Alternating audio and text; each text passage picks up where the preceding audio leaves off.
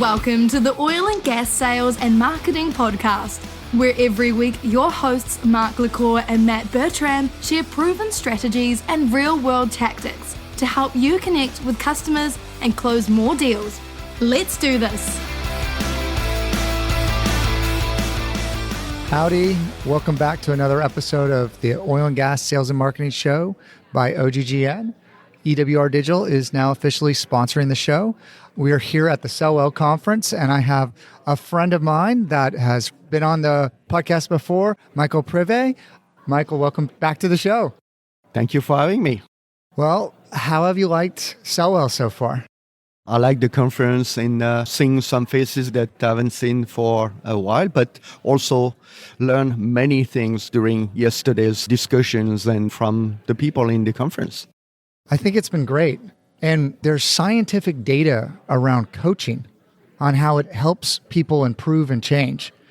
And there's a massive amount of coaches here. And I haven't seen a conference where you have multiple coaches stacked nonstop, like whole conference round. People are leaving the conference sessions to be in coaching. And I haven't seen this kind of engagement. It's amazing. That's right. And you see the board where you are, where you want to have a sessions with those coaches. And they are all different professional coaches. So everyone participating in the conference, everyone will get something back home. And you're a sales trainer. Yeah, well, that's what I do as well. So we're here talking about complex selling targeted towards oil and gas. I would love to hear kind of you to set the table on what's going on in complex selling. How is buyer behavior changing in oil and gas? Well, what we're seeing in oil and gas in other industries as well, the buyers are using the same tools that we are using in sales. It's artificial intelligence as well to streamline the suppliers that will be able to help them in their journey. So we still have the relationship sales in oil and gas. So because the people very much matters, you want to be sure that you're on the top of the line. But what we see is the up and down, typical oil and gas. When things goes well, everybody is busy. Some things will go down, the projects are parked or eliminated. So the change is the behavior of the buyers that who are now a little bit more educated before selecting a supplier. Hence the importance to have your message online absolutely clear. It's Clearly it's not clear. I agree with that. You need to be clearly clear. People need to know exactly where you're positioned with your brand. Brand building is so important before the sell and after the sell because people check you out. Absolutely, and especially how you help the clients. The buyers also evolve. You continue to be the advisors. You have to add up some additional perspective that will be helping them not only to get what they are looking for immediately, but also advice to help the company or to help the topics to have a different perspective. Like the traditional way, those big oil and gas companies always been doing the same way over and over and over and over, and having the opportunity to learn, to bring something additional, say, hey, what I've seen in this industry that worked very well could be also helping you in this particular Those case. are two things I'm seeing patterns in as well. Really getting crystal clear on your message. That clarity is so important because everybody is pulled in so many different directions. Attention spans are like, we need sound bites. So you got to be clear. Your elevator pitch or whatever you're presenting online, people need to see it and get it is one step. And then I think the other thing that I've seen so much in oil and gas is they want to know the depth of your expertise. They need a partner to help them through whatever they're trying to solve. And that's where I see a lot of probing and questions come in of how deep is your bench of technical experts? What kind of projects have you done that helped me solve a problem like this for me? Are you the right partner for me in this? Yes, you're absolutely right. And you were talking about the brand and how you help, and that is digitally, because as I was mentioning before, AI is streaming for them, in fact, which suppliers is happening. So you have to be always updated. And if you have testimonials, if you have referrals coming in, this is the first steps that will be making you in the room or not in the room. So that's the number one. And then after that, you are in the room for what?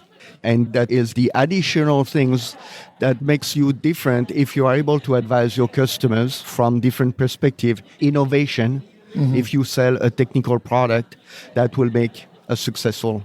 Audience, you hear Michelle baiting me on AI. I tried to wait to go into AI, but we did have a conversation previously, and everyone knows I love talking about AI, and we talked about it previously. So why don't you share with the audience and myself more about what's happening on how AI is getting integrated and enhancing the sales process? Well, where to start? Because in fact, historically, sales guys or salespeople, no matter what you call them, inside, outside, business development, they don't spend more than 50% on selling time. There's a lot of work that is done for them to be successful. So those tasks which are not used in sales time could be automated. From prospecting to fill up the CRM and preparing the documentation and so on. The messaging, obviously, preparing the agenda before a call, using AI to streamline. I'm sharing what I'm doing. I'm using an AI to identify on LinkedIn their this profile. So I have their this profile, so I know how to talk to someone before. I never met that person before. And I ask AI to prepare an agenda according to what I would like to achieve with that person. If I have a fireflies going on during the call, I will know exactly how my discussion went. And if I'm using Membrane, one of the sponsors of this event today, I will have also an ability to have my own personal coach who tells me how to do those steps better. Salespeople typically have not an affinity, but an opposite, whatever the opposite of affinity is. The word escapes me, it's early, but they don't like paperwork. They don't like busy work. Technology is also maybe a little bit of a hurdle. Salespeople listening to this, embrace technology so you don't have to do as much paperwork and as much busy work and as much data entry. So that's whatever that hand sign is, this greater than that, technology greater than busy work. So all this stuff, if it sounds a little foreign to you, I would encourage you to invest in some time, learn some prompt engineering, learn how these tools are, reach out to people like Michelle, and find out how you could utilize it in your workflow, enriching your data on the prospecting side, recording the meeting notes, and then you can even get summaries from that to then log into your CRM. One of the biggest things I see is the CRM data is just very messy. And if you don't put good data in, you don't get good data out. And then it doesn't become useful with email drips. One of the first things I did when I really got my hands around this was made a tag that I built pre-built email drips for different types of prospects. And in that CRM, after I talked to that person, I put on that email drip because I just don't have the time to remember to send the email. And I can write a personalized email to reach that target persona that will work maybe 85% of the time. And I can start to drip that to them, let them know about success stories, testimonials from other clients, maybe why value to them, and also the values that I hold or the company holds, the ideals, and communicating that message, continuing that conversation at scale with people. Yes, exactly. And it's also, to jump on what you just said, is that if you have your fireflies, I'm just using fireflies, could be Phantom, it could be any other one, but the AI will be listening carefully to your conversation. And in other words, they might be picking up stuff that you have not picked up. Sentiment, if you're talking too much, they can give you all kinds of feedback if you take that transcript and then run it through a LLM. That's where it gets really exciting. Yes, and in fact, one of my friends has put two things together, two pieces of AI together, and they, through the calls that were recorded with salespeople, understood the moment that, in fact, AI understood the moment that they convinced the customer to buy what they were selling. It was impossible to be seen. They used that 2 or 3 times and they said, oh man, there's a pattern here. Yeah. So we're going to be changing our speech and the way we approach it. Sales grew by 30% in a week time because of this. And it was things that was completely invisible. And they modified the message, they modified the technology and the rhythm to introduce. If you think about sales, if anybody thinks about sales, there's an algorithmic pattern to in the conversation, the arc of the flow of the conversation, the follow-up process, the data entry on the back end to communicate that to the rest of the team. These are processes, and LLMs are very good at recognizing processes and how people talk and how people buy. It's amazing on what it can tell you from an insight level. We're talking about a couple different things for those of you listening. We're talking about the insights and analysis that can be done. And then we're also talking about the workflow integration. So I'm not a big fan of the name, but it's called spinach.ai, but it's memorable. I think there's going to be a bunch of different animals coming out .ai and a different bunch of different fruits.ai and vegetables. I think that's what I am potentially seeing in some of the patterns of new technologies that are coming out. But what I can tell you about spinach and why we picked it is it has an agentic AI attached to it. So we built the orchestration that based on the call, it also integrates with ClickUp, which is our CRM, and it assigns tasks inside that on the project management side. So we're using it for sales and for account management to remember what was said, and it already gets put in the system, and then it just has to be approved. Yeah, no, and that's big. And imagine that you extend that to the key account management. Now you sold product A, you finally break in the door, cross-selling, upselling, and keep the account.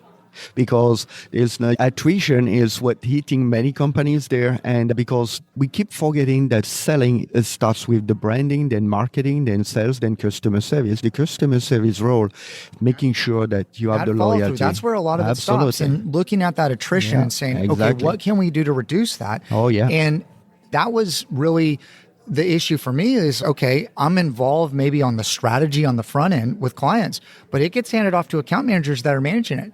And the reporting on how this account's doing, there's not much visibility. So I said, all right, we're going to do all video calls. You're going to record with the agent in there. It's going to grab the transcript. It's going to run it through some sentiment analysis and a few other things. And then it's going to give me an input. And then I'm building composite scores to say, hey, how is this account doing? Hey, the account manager, hey, it's going great. Yeah. So like now I have metrics and data to measure. It's fantastic. We started to use this it was 5 or 6 years ago with Salesforce.com. They were the only one having it. And that was because one of my KPI as a sales leader, it was to be able to have an accurate forecast.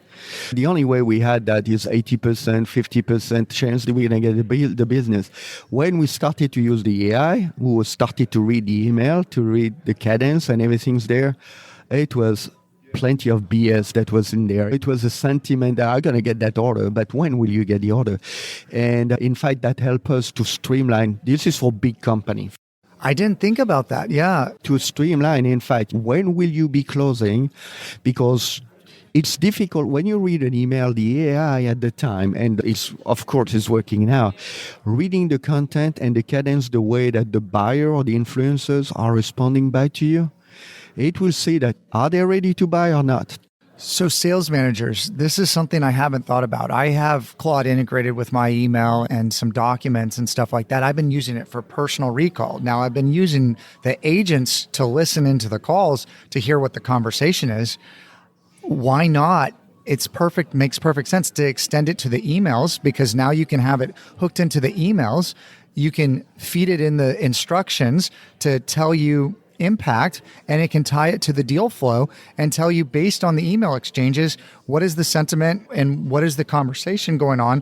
Are they talking about, you could even put in the cross-selling of different products. Did you mention this? You can start to get a lot of visibility, and salespeople are now going, oh no, AI overlords, but it could help you too. Absolutely. You want to make more deals. For right? The salespeople, this is suddenly you have a roadmap. Yes. You have a place, a discussions, a roadmap showing you, according to the other party, the buyers, what are they looking for at the time, at this time, the next step.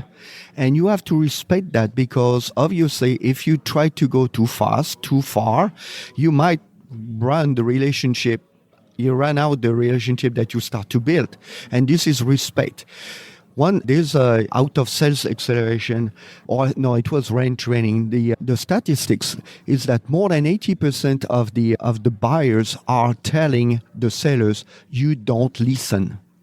So if you take AI and you have AI helping you to listen more carefully, for you to build up your deal process or your account management process, it will help you to give a clear roadmap that will be, in fact, helping you to deliver what the buyer's asking from you, to be not only a supplier, but an advisor, bring innovation at the right moment. And this is like opening up the roadmap. I know that a lot of salespeople don't like to role play. I actually like to role play. It actually lets me know how good I am with the information, if I can pivot, if I can change. So I was taught to role play, and there was big sessions around that. We would record it with a video camera, and then we would view it back. Now with AI can be a mirror or a sounding board for you to practice your sales pitch with a tuned LLM or a custom LLM to help you give you better feedback based on the training models that you want to follow. And now I'm starting to see, like, we're not just following this framework. We can blend a couple different frameworks. We can pull it together. How are you utilizing that in the training setting? It's all over the place, obviously, because I'm an engineer to start with. You need data to be able to have a good, a good evaluation of the situation, the people, when they are at the moment. You have different aspects of it. And when you are using the tools to measure, to be able to help the individual to be successful, because we all want everyone to be successful. And you tied it up with training modules that you would have, I was mentioning RAIN training, to help the individuals to succeed. And then after that, you measure over the time with role play past the training, and you measure if that task of where they keep failing on that deal proposals, they were not for example, not comfortable to talk about the money, and now they are comfortable to talk about the money, how it changed let's say that the ability to be successful. We want everybody to be successful. AI is your friend in sales. So let's zoom out from AI for a second, because hopefully everybody is following along. And if you're not, reach out to Michelle, reach out to myself. We can help guide you in the right direction. It is a new world. There is a lot of different apps and tools, and like building that tech stack to figure out what would work for your organization. You probably need some help or a consultant, or you're going to be trying a lot of different things. And also things keep changing. And so we've had an AI answer our phone for a year and a half, maybe 2 years. But the tool that we were using, we outgrew that tool. And also the AI got better, but the tool didn't get better. So then there's this constant upgrade. Absolutely. But I want to zoom out to talking about, we haven't talked about this. Salespeople sometimes are afraid to talk about money too soon in the conversation, or not at all. They just might have a fear of that. I think it comes back to, you tell me, and this is a personal frame of reference, but it's a fear of not connecting in their mind, the salesperson's mind, the value of what they're selling and the price they're selling it for. And once there's congruency in that, there's no shame in talking about price at all, because you know what it's going to do for that organization. Exactly. And this is all about part of what is missing, I think, in our organization, is to put the focus on the value of what they do. And you have to always to look at from the customer's perspective, what the customers will gain when they use our product or services. What will it change? And it's not only about the money, the time savings, the governance, the ability to grow, the value of the company. I can go on and on. So many people, many organizations stops after 2 or 3 things that might be bringing the value to the company. If you teach each one of the salespeople about the value, and you bring the value, goes along with the buyer persona. A buyer's target might be to save money only. The engineer's targets may be that to stop being bothered during the weekend because he needs reliable things. Each one of the buyer personas have value that you have to identify, and you have to teach your salespeople when they speak to an engineer, the value of what the offer will be, and the speech will be different than it's the same clients. When they speak to the engineer, when they speak to the CFO, when they speak to the buyers, your company, the company of the seller is the same things, but you put perspective to each one of those buyers. And that's when you have the value, the money question doesn't come here. You put a good case for return on investment, it's in your mind, and you will be able to, when you speak about the money, is that if you have a pushback on the money here, it has, when the moment you introduce the money, you have to put it in perspectives with the value and what brings for the return on investment for the company. Everyone, I can talk to Michelle for hours, and I have actually. We have 2 other podcasts we've done together. So if you just search our names, you'll find it, and I can maybe put some links in the show notes as well. Michelle, I know I had prepared questions for everyone, and everybody did prep, and I haven't asked any of those questions throughout any of these interviews. I've just had some great conversations. Is there anything that maybe you had prepared for this interview or that you think is valuable that you would like to share with the audience? I prepared for the questions that was there, but we talked a little bit about AI, quite a lot there about AI. One of the things, because I used to be a business owner and I'm a business owner here, you have to protect your company. And before introducing tools in your company, you have to have an AI policy, a clear policy. Governance. Huge. Data governance. Absolutely. Yeah. Because so you have to protect your assets and before to release at large tools. And a very large company has done that. They have the policies. They limit the tools that don't use the public AIs is what he's saying. You need to put it on a separate server, or you need to upgrade to the enterprise level where they don't train the LLMs. They don't share the data. And also, you have to train the people who are using it. Yes. Very unfortunately, I got some very sad stories about salespeople who wanted to use AI to see if their bids were good. It ended up into the web. It was hidden, but when you use the right AI and you want to do competition analysis, I was able to find that bid. It was not that good. So it was not recently, but it's still recent enough to be. Yeah, and I think that some of the people that were on the frontier, a lot of big mistakes were made. I've seen some internal access issues as well when you give it all the information without the proper permissions. I think that the roadmap is not cutting through the jungle at this point. There's a clear kind of path. And so I think it's now the right time to start getting involved with it, because you don't want to be the last person using these kind of tools. But if you're getting comfortable with it and you were waiting, I think that time's passed. I think you're able to see and navigate and build out a lot of that framework. And a lot of these tools are starting to take shape. There's a lot of tools that are adding AI to what they're doing, which is not always perfect, but helpful. And so I know a lot of people, based on Salesforce now has an integration. Copilot, of course, is integrated into things, but that's touching the surface of what's possible. Yes, because those tools are generalist tools. Yeah. Obviously, there was one thing in the questions that you prepared that we like to have the audience to talk about, is that selling to big companies. You know, what if you are a small consulting firm or smaller consulting firm, because big companies, they like to work with big companies or big firms there, is to be able to. So what my advice to the audience when you sell these days is always keep surprising the clients with new things. You have to carefully listening to what they expect from you, but always come up with a surprise, especially on big companies. They go with the flow, everyone is aligned, and they always did the same thing. So you give them what they want, you satisfy the beast, and then after that, in addition to say, I've just prepared something, this is on me, about the alternative and potential alternative outcome. And I keep doing this for those companies. So this is like a big ship. The ship is not turning dramatically, but this is the innovation, and that's the value that, as a seller, the value that you are bringing to the company as well. It's a different perspective. This is also what buyers have expressed through the RAIN training survey we've done. They are looking at people to bring additional ideas. It might not jump immediately, but you plant things. Look at different ways to do the way you were doing things before. So be generous.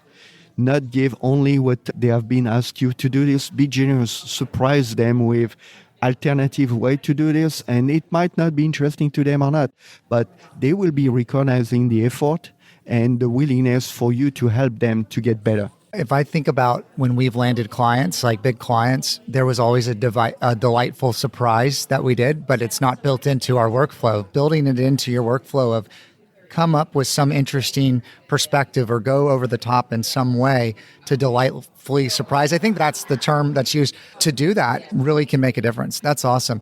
Yeah, on my case, when I'm speaking to the company that I never spoke before, I ask them, which account do you would like to get? And who's your competitors? And I'm offering for free a free competitive analysis. And they didn't ask for it, they receive it, and very detailed about what needs to happen in sequences.